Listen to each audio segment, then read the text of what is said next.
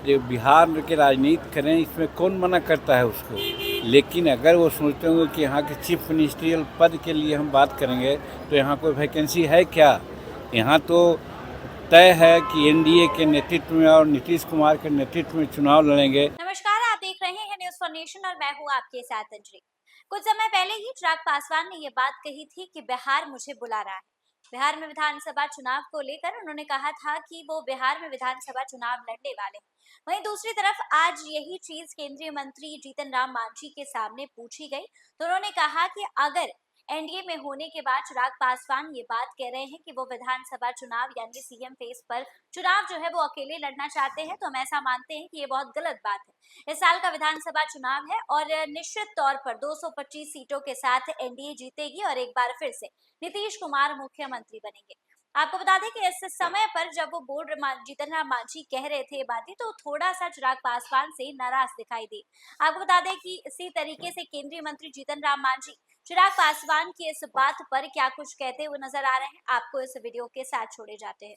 लड़ेंगे और मुख्य भूमिका निभाएंगे। बिना चिराग जी बोले हैं क्या, उनके जीजा जी अब कोई बोल देते हैं, आप उनके बदले में बोल दीजिएगा तो इसका कोई अर्थ है। कहा था कि हमें बिहार बुला रहा है, केंद्र की राजनीति छोड़ के बिहार अब जाएंगे।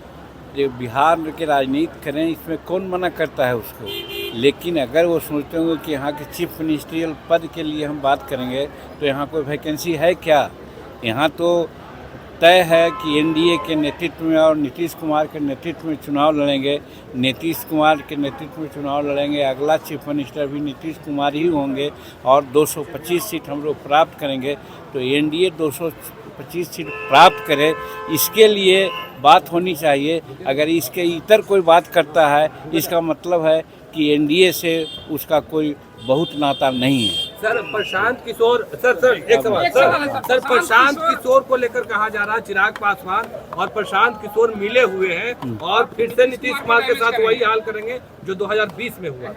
देखिए, प्रशांत किशोर से उनका क्या मतलब है मैं नहीं मानता हूँ, लेकिन 2020 और 2025 की बात दूसरी है।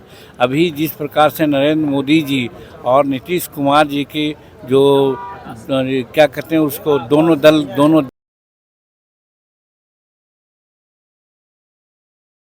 कि केंद्र और राज्य दोनों मिल करके जो काम किया, डबल इंजन की सरकार जो है जिस प्रकार से काम किया, चाहे लॉ एंड ऑर्डर का मामला हो, चाहे बिजली का मामला हो, चाहे सड़क का मामला हो या विकास का मामला हो, तो हम समझते हैं बिहार की जनता इस परिस्थिति को, ई प्रिविलेज को नहीं भूलने जा रही है। इसलिए जो भी आवे, जिसके नेतृत्व में चुनाव लोग लड़ें, कोई फ़ायदा नहीं है। एनडीए का चुनाव जीतना संभव है।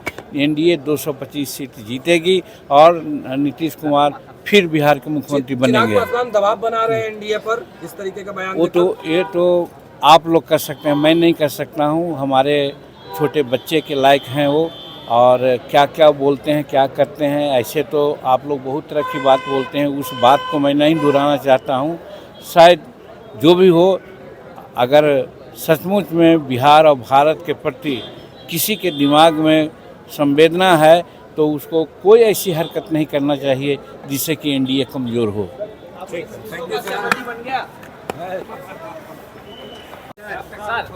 सर पर्यटकों के साथ पहलगाम में जिस तरीके से आतंकवादियों ने हमला किया है, पूरा देश अब विपक्ष कह रहा है अमित शाह का रेजिग्नेशन होना चाहिए। देखिए, विपक्ष कुछ भी कर सकता है, लेकिन ये घटना तो सचमुच में दुर्भाग्यपूर्ण घटना है।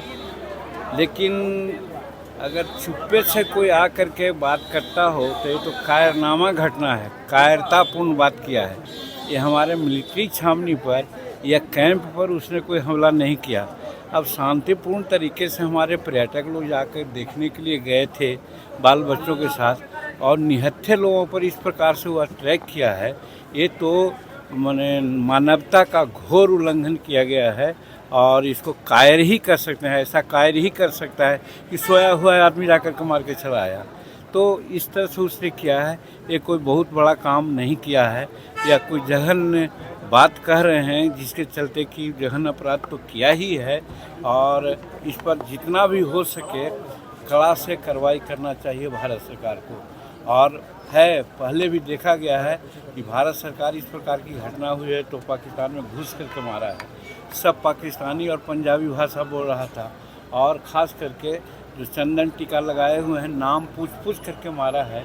इसका मतलब साफ है कि आतंकवादी निश्चित रूप में पाकिस्तान से संबंधित रहा है और ऐसा वो किया है, तो वो अच्छा न्योता दिया है। वो हम समझते हैं कि नरेंद्र मोदी जी इतना इसको गंभीरता से लिया है कि बाहर के यात्रा को छोड़ करके चले आए हैं, और अमित शाह जी तुरंत ही कश्मीर में जा कर के मीटिंग कर रहे हैं, तो बहुत सीरियसली इसको लिया जा रहा है और लिया जाना चाहिए। मैं भी समझता हूँ कि ऐसा उनको सबक सिखाना चाहिए कि जैसे घुस करके चूहा के बिल में घींच करके लोग मारता है, उसी प्रकार से इनको भी घींच करके सभी आतंकवादियों को मारना चाहिए, ताकि कल सिर न उठा सके। सर बिहार में